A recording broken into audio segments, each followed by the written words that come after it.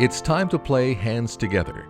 This next lesson will show you how to get a full sound from a chord by playing the bottom key of the chord with your left hand at the same time that your right hand plays the three-note chord.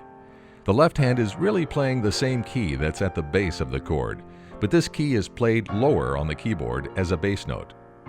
It's also time to start adding some rhythm. Our first goal is to play powerful music because we can see how all music is based on simple patterns that are very easy to understand when we break them down. Later on in the complete Piano for Life series, the lessons also cover the best way to learn how to read music notation. We also include practical exercises that will quickly improve your physical skills at the keyboard.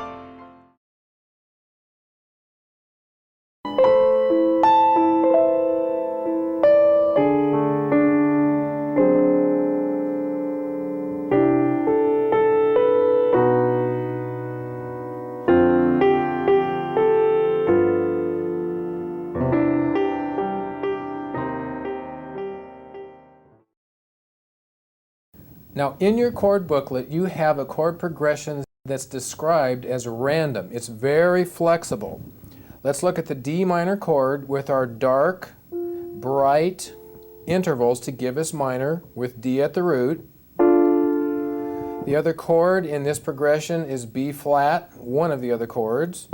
Starting on B flat, down from B, bright, dark, because it's major.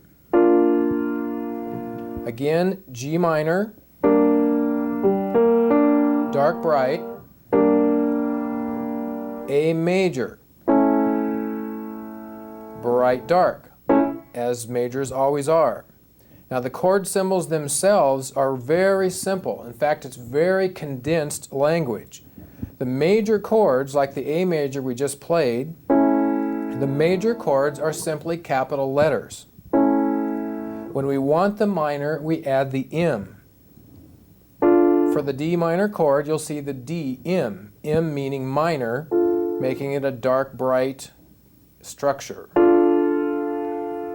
Now, the actual order these chords are played in, if we took the time to write out for you all the possibilities, it would take page after page and it would look very frightening. So what we're going to do is give you just a few examples, and then you can experiment with the order they're played in. If you start with the D minor chord and end with the D minor chord, it doesn't matter what order you play the other chords in. You can go from D minor right to the G minor, from the D minor to the B flat major. It doesn't matter how they're played. And once you're on those chords, you can go anywhere you want. But it really won't sound over or ended until you're back on D minor. Now, some of the musical possibilities, we're going to use the pedal, the sustain pedal, to get a nice smooth sound.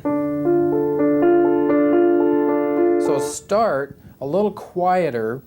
Beginners tend to play harshly, and the piano is already a percussion or a percussive instrument. So if you're playing and you're irritating yourself, you're probably what some piano teachers will call thumping. You're hitting the keys too hard and it's too abrasive.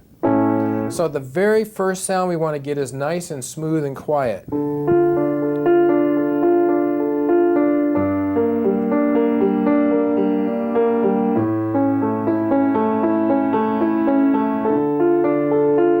Now if it doesn't sound the same as when I play it, we will be going through the precise reasons why musical playing is musical playing, why it sounds better when somebody with experience is playing. One thing you may not think of is your piano may be out of tune.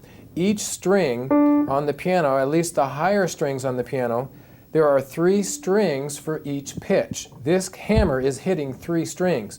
They need to be the same pitch or it sounds awful. Same with the black keys. It doesn't matter whether a key is white or black on the keyboard. Now, another thing, this is a Walter Grand. Walter makes one of the world-class pianos that's very affordable. In fact, I was recently playing on a $200,000 piano that doesn't have the ring, the bell tone that I like personally, that the Walter does. Some of the sound, if you play real quiet and smooth, you get this gorgeous sound from good pianos. Most of that you can get with any piano that's in tune. Now, the longer the string, the fuller the sound is going to be, and the better quality the piano is, the better sound is going to be. But a piano that's in tune almost always has a very pleasing sound. Now, if you go on and you're playing harshly, it's not going to sound very good. If you're holding the pedal down the whole time you're playing,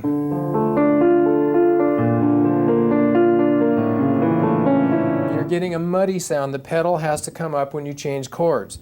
But we will specifically, not just now but later, be going through the reasons why your own playing isn't as pleasing as someone who has more experience.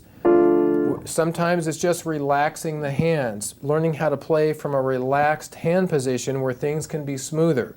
When you're tense and tight, you have muscles that are in the way.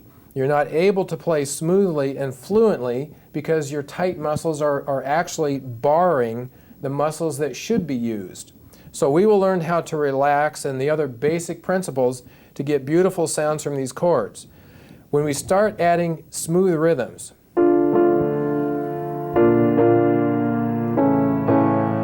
it's not nearly as difficult as what most people assume. Everyone, children, even at the age of 2, 3, 4 years old, have hundreds of rhythms in their mind. All we have to do is apply the rhythms that we take from language. When I'm working with young students and I ask them to create a rhythm, they always usually say something like, "What do you mean?"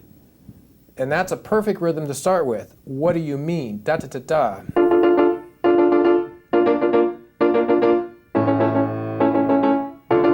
So we can play aggressive rhythms because we already know hundreds of rhythms. There's no problem coming up with them. You can play your name. Say it, first name, middle name, last name. Now don't do long sentences or long phrases or whole paragraphs on the same chord because chords usually change every 3 or 4 beats or so. If you stay too long on the same chord, it becomes intrinsically non-musical. But if you'll take a short phrase of any kind, let's say phrase of any kind. Phrase of any kind.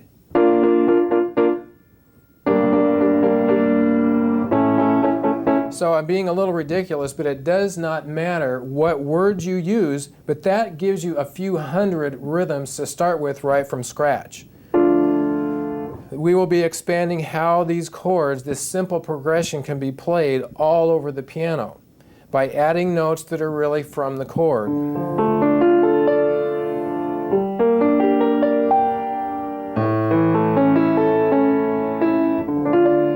All kinds of sounds we can get as we amplify this. So we'll go through these chords any way you want to play them for now, and we'll give you some more ideas later.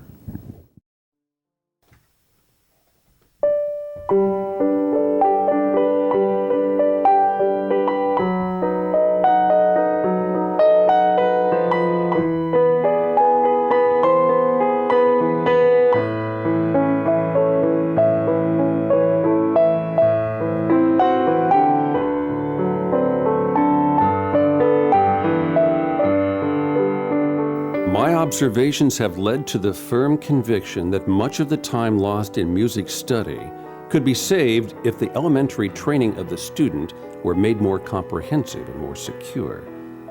It is by no means an economy of time to hurry over the foundation work of the student. There is just as much need for the specialist to train the student at the start as there is for the master to guide the virtuoso. I am most emphatically in favor of a more rational, a more broad, and a more thorough training of the beginner. Studies such as harmony, music history, form, and in fact any study which will tend to widen the pupil's knowledge and increase his interest will save much time in later work.